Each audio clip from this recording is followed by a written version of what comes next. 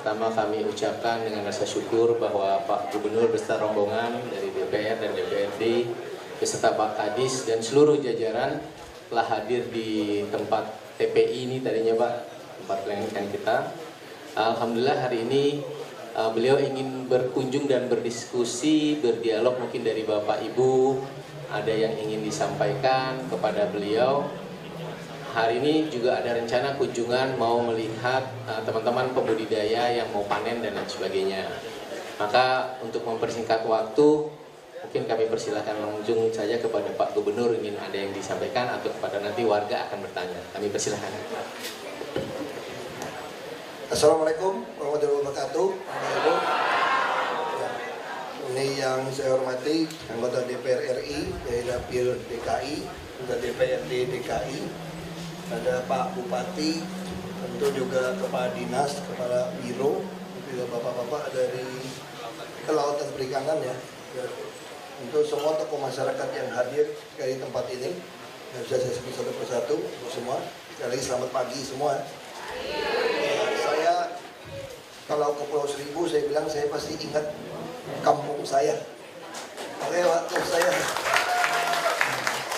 saya turun, saya lihat Pak Lurah, saya panggil Pak Kades. Karena taunya Kades. Nah, saya waktu jadi bupati, saya memimpikan itu budidaya. Karena manusia ini sekarang makin lama, makin banyak, kita daratan nggak cukup buat pelihara makan manusia. Bapak Ibu yang kerja nelayan, yang ngerti nelayan, tidak mungkin kita terus melakukan proses penangkapan ikan juga. Nggak ada cerita itu. Seluruh dunia sudah berbicara budidaya. Dan kita dikaruniai tempat yang begitu luas. Saya ingat kemarin di Psikotes, kasih gambar. Saya gambar laut. Saya bilang ini ada kekayaan yang kita lupakan. Saya duduk di Belitung, nggak ada orang yang kerja. Jauh jaraknya. Ini jaraknya ke Jakarta gitu dekat. Orang kan suka bicara gitu ya. Kemana saja saya ditugaskan saya mau. Asal masih bisa lihat Monas, kira-kira gitu. Itu maksudnya kerja di kantor yang mahal gitu loh. Ya, kalau kita dulu kerja waktu sekolah lulus tuh begitu bilangnya. Saya bersedia Pak, ditempatkan kerja di mana saja Pak. Masih tanda tangan, asal masih lihat Monas ya Pak ya. Nggak taruh di Papua kan repot saya Pak. Jadi sekarang bayangkan orang Pulau Seribu bisa dekat ke Jakarta. Saya dulu punya teman kerja di Pulau Belitung, ada pulau-pulau kecil lagi. Dia punya tanaman pisang Ambon, pisang raja, pisang kepok itu sampai busuk. Sampai dia bisa berbulan-bulan tidak makan nasi. Kenapa? Sayang itu pisang. Dia makan pisang sama ikan selama kerja di sana. Kenapa? Karena pisangnya nggak mungkin charter kapal untuk dibawa ke Jakarta jual. Nah sekarang orang Pulau Seribu, kita November akan datang kapal lagi yang besar seperti yang sekarang punya nih. Apa sih kapal apa itu? Sabuk Nusantara. November akan masuk lagi. Saya pengen tiap pagi dari Jakarta ke Pulau Seribu, dari Pulau Seribu ke Jakarta. Jadi ada dua. Ini bawa barang semua murah. 1 tonnya cuma 5.000. Jadi 5 rupiah per kilo kalau bawa barang. Jadi saya ingin Bapak Ibu ada hasil apapun bisa kerja dengan baik. Tanaman apapun bisa. Mau tanam daun kelor bisa. Saya juga lagi bilang sama Pak Darjamuni tadi. Saya bilang pulau ini, pengalaman saya di Belitung, kalau pulau yang terpencil, terisolasi, boleh piara ayam, boleh piara telur. Itu perdanya salah tuh, saya bilang aturannya itu. Piara ayam jarang kena sampar kalau di pulau. Dan pengalaman kami, telur yang ayam yang dilepas di pulau ini, dikelola sama ayam kampung, biasa tuh baik. Nah kita mesti masuk ke situ, dia nanti siapa? Nah sama kayak budidaya, tapi kita ada aturan main. Saya bilang juga sama Pak Darjamuni, saya orangnya sederhana saja. Sederhana begini, kalau Bapak Ibu nggak mau rajin, nggak mau kerja, out aja udah, nggak usah banyak ngomong sama saya. Keluar aja udah.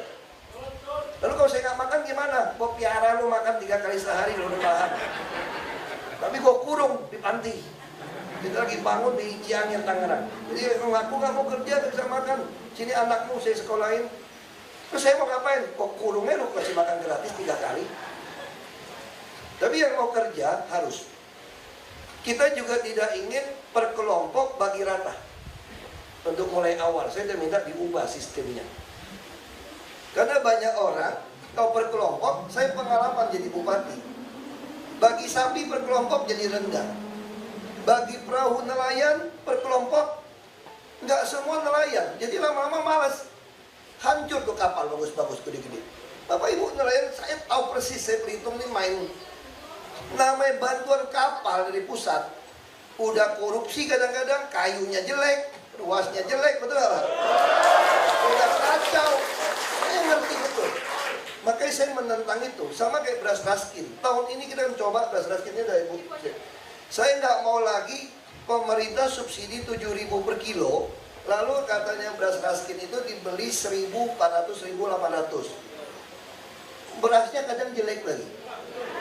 Nggak mau. Saya udah bilang sama Pak Jokowi, kita minta mentahnya saja, betul nggak? Jadi mentahnya kita kirim.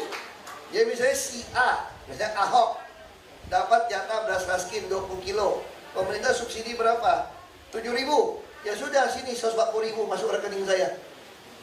Saya punya uang 140.000. Saya mau beli beras apa? Mau beli beras Jepang 30.000 sekilo juga boleh nggak? Masa seumur hidup nggak pernah coba beras Jepang? Boleh. Nah, itu yang kita mau. Tapi semua terkendali dengan nama yang jelas. Jadi kalau yang main-main, oh coret. Saya selalu tegaskan sama Bapak Ibu juga, jangan juga terpengaruh. Ini urusan dekat pilkada ya. Saya mau ingatin, kalau ada yang lebih baik dari saya, kerja lebih benar dari saya, lebih jujur dari saya, Bapak Ibu jangan pilih saya. Bapak Ibu kalau pilih saya, Bapak Ibu bodoh.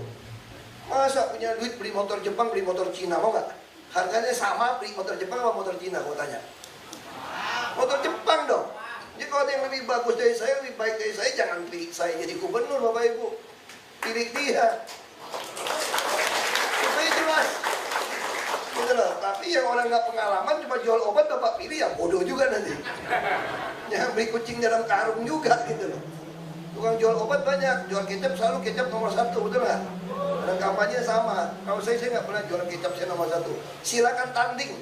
Kalau ada yang lebih baik dari saya, lebih terbukti dari saya, jangan pilih saya, Bapak Ibu. Sangat fair. Dan program tambak ini jalan nggak? Oh jalan, saya bikin sistem sangat baik. Ada nggak ada saya, program yang saya lempar pasti jalan. Kecuali Bapak Ibu temukan bupati atau gubernur yang memang korup. Kalau dia tidak korup, ini nggak berani korup. Kalau kepalanya lurus, bawahnya nggak berani nggak lurus. Pasti. Kalau kepalanya bengkok ya bengkok semua. Sederhana ini. Ya soal tambak, saya mau bikin sistem begini. Bapak Ibu kerja, tidak mau per kelompok hanya buat pertemanan.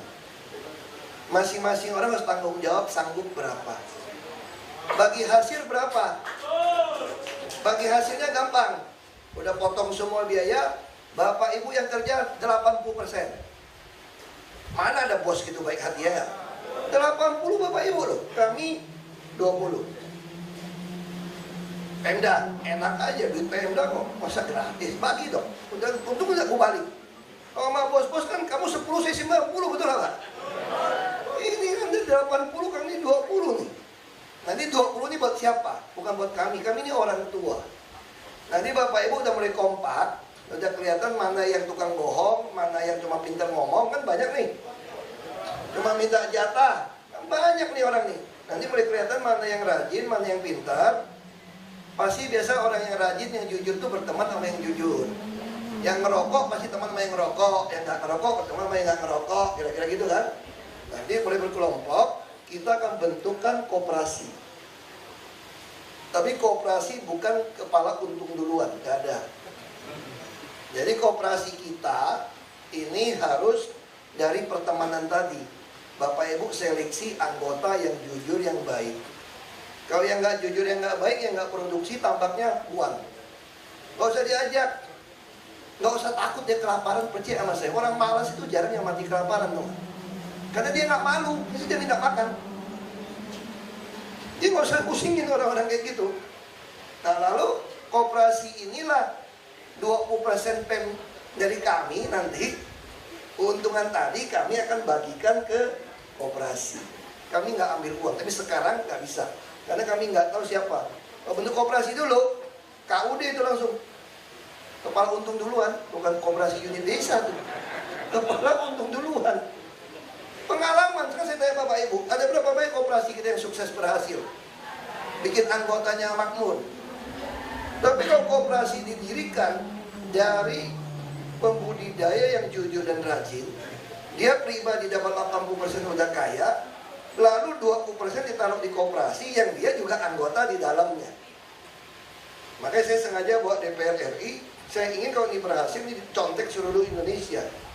Kita juga harap bahwa DPRD nanti bukan cuma ini. Lalu bagaimana ibu-ibu? Ini sedikit provokator ya. Saya juga suami kan, saya juga laki-laki kok. Kita juga, tapi kadang-kadang yang lebih rajin jujur itu ibu-ibu teman. Nah, kita. Jadi budidaya ini bila perlu kalau lakinya malas, kasih ke istrinya saja. Kalau pati semua ya. Supaya suami nggak boleh macam-macam, ibunya punya duit kaya loh. Lu nggak pulang juga nggak apa-apa. Ya udah perlu ganti pemain baru ya nggak? Punya duit. Jadi ini zaman emansipasi ini nggak mudah di suami sama istri ini. Macam-macam lu ditinggal juga loh. Jadi mesti ada keseimbangan. Jadi ini mesti kalau ibu-ibu mau. Kenapa saya berani tawarkan semua ke bapak ibu? Asal yang rajin yang mau kerja ya. Bapak aja keluar ke sini mandangnya laut gitu luas. Nggak usah beli nih tanah. Nanti kalau semua tambak berhasil, kita akan bangun pasar, bangun cold storage di sini. Nanti orang mau ekspor ikan pun bisa langsung jemput ke Pulau Seribu. Dan berarti dia berani beli dengan harga yang lebih tinggi. Belum lagi turis. Belum lagi turis. Kita ada tempat mau bangun resort, silakan. Kalau pribadi silakan. Turis-turis akan datang.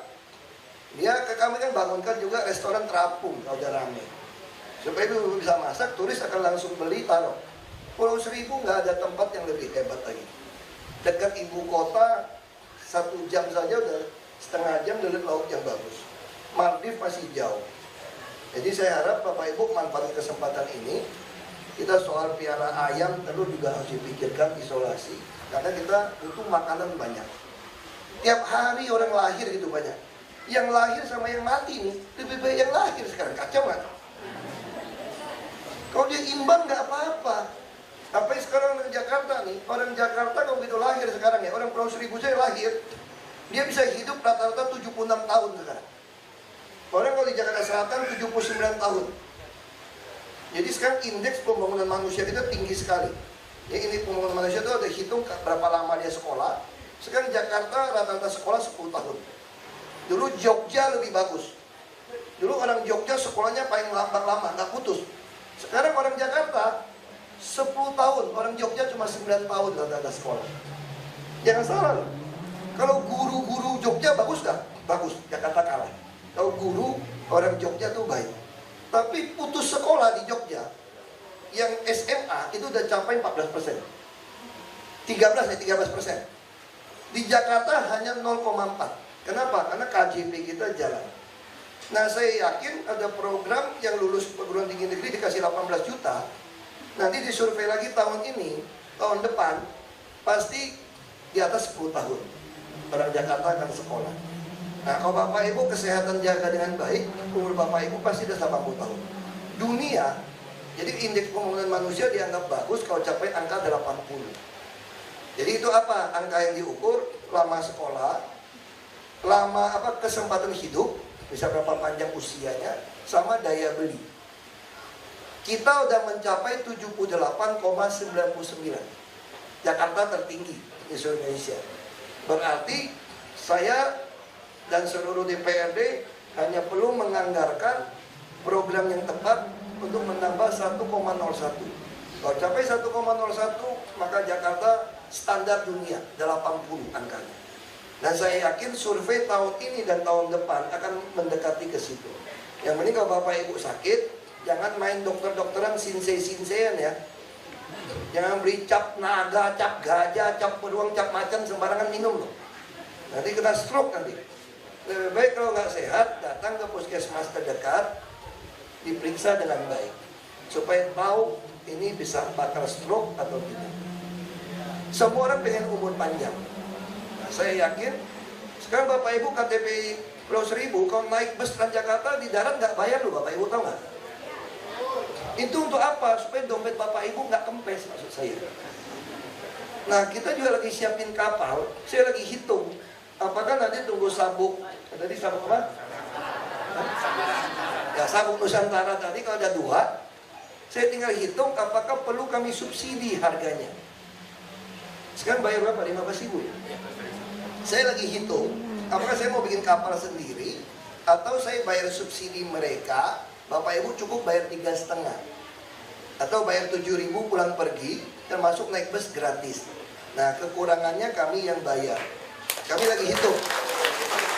Nah, ini untuk apa? Supaya Bapak Ibu, kayak teman saya yang di pulau tadi kan, panen satu sisir pulau pisang raja saja, kalau tanam pisang atau punya daun kelor saja, ibu-ibu berani tuh naik kapal jualan ke Pasar Jaya. Atau di sini bisa kita buka agen Pasar Jaya. Kami mau buka pasar sini, kita punya perpulakan. Bisa juga hanya antar ke pulau terdekat, kami akan titip lewat kapal sabuk Nusantara tadi untuk dijual. Jadi kalau Bapak Ibu pengen jalan-jalan juga gampang. Orang naik busnya, naik kapal murah kok. Langsung bawa pisang 1 tandan, naik bus semua, bisa jualan di pasar yang kami sediakan, balik sudah jadi uang. Sehingga Bapak Ibu akan mulai rajin tanam cabai. Pulau tanam cabai bagus sekali loh kalau di pasir. Ya kan? Asal tungguin nanti kita mesti siapin. Misalnya banyak hama pakai plastik. Pokoknya yang mau kerja, saya mau kerjasama. Berapa bagi untungnya? 80, 20. Adil kan? Kalau nggak adil lu cari tauke yang mana nggak bakalan kasih deh. Kecuali tauke Ahok yang kasih 80 buat lu. 80, 20. Nah ini yang mau. Kalau ini kita kerjakan setahun 2 tahun dengan baik ya Pak ya. Saya yakin Bapak Ibu punya duit banyak, pasti pada haji aja gelarnya. Punya duit. Minimal umroh lah. Udah punya duit. Nah ini semua tersedia, Tuhan kasih di laut begitu banyak. Kalau ada orang kami yang hilaf, korup, minta UPT macam-macam laporkan, nggak usah khawatir. Langsung kita berhentikan sebagai PNS. Tinggal lapor, SMS kami, udahlah. Aku paling senang berhentiin PNS yang nakal. Karena gaji PNS DKI terlalu mahal soalnya. Yang paling rendah dapat 13 juta sebulan. Jadi kalau diberhentikan lumayan, berhenti 1.000 hemat 13 miliar sebulan. Kalau 13 miliar sebulan dibikinin tambak, budidaya, sampai bingung nyari orang. Benar Pak Bupati? Saya aja suka ngancam Pak Bupati.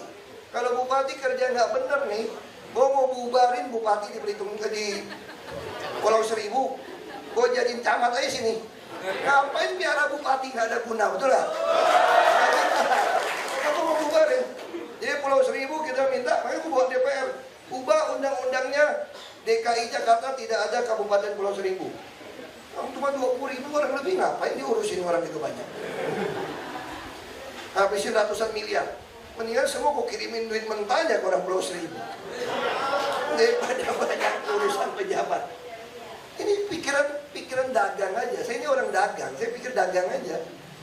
Sekarang anggaran berapa Pulau Seribu? 400 M, 1 triliun, 400 M, 400 miliar setahun. Orang Pulau Seribu cuma 20 ribuan ya, 24 ribu. Kalau mau bagi 10 juta, 240 M. Ya setahun gue kasih 20 juta, satu orang gue makmur semua. Bubarin kabupatennya. Tapi nggak benar lah itu. Kita bernegara nggak benar. Cuma kalau dia macam-macam gue lakuin nih. Nah ini jadi kita saling jaga. Jadi Bapak Ibu juga nggak usah khawatir. Ini pemilihan kan dimajuin. Jadi kalau saya tidak terpilih pun Bapak Ibu, saya berhentinya Oktober 2017. Jadi kalau program ini kita jalankan dengan baik pun, Bapak Ibu masih sempat panen sama saya. Sekalipun saya tidak terpilih jadi gubernur. Jadi saya ingin cerita ini supaya Bapak Ibu semangat. Jadi nggak usah pikiran, nanti kalau nggak kepilih pasti Ahok programnya bubar. Enggak, saya sampai Oktober 2017. Jadi jangan percaya sama orang, kan bisa aja dalam hati kecil Bapak Ibu nggak bisa pilih saya. Ya kan dibohongin pakai surat Al-Maidah 51 macam-macam itu. Itu hak Bapak Ibu. Ya. Jadi kalau Bapak Ibu perasaan nggak bisa pilih nih, karena saya takut masuk neraka, dibodohin gitu ya, nggak apa-apa. Karena ini kan panggilan pribadi Bapak Ibu. Program ini jalan saja. Ya, jadi Bapak Ibu nggak usah merasa nggak enak. Dalam nuraninya nggak bisa pilih Ahok. Nggak suka sama Ahok nih. Tapi programnya, gue kalau terima, gue nggak enak dong sama dia, utang budi. Jangan. Kalau Bapak Ibu punya perasaan nggak enak, nanti mati pelan-pelan, kena stroke. Jadi bukan anggap. Ini semua adalah hak Bapak Ibu sebagai warga DKI. Kebetulan saya gubernur mempunyai program ini. Dia tidak ada hubungannya dengan perasaan Bapak Ibu mau pilih siapa. Ya, saya kira itu. Kalau yang benci sama saya, jangan emosi terus dicolok. Waktu pemilihan colok foto saya. Wah, jadi kepilih lagi saya. Jadi kalau benci sama saya, coloknya mesti berkali-kali baru batal. Kalau cuma colok sekali, kepilih loh gue. Saya kira itu. Silakan kalau mau tanya. Terima kasih. Terima kasih Pak Gubernur.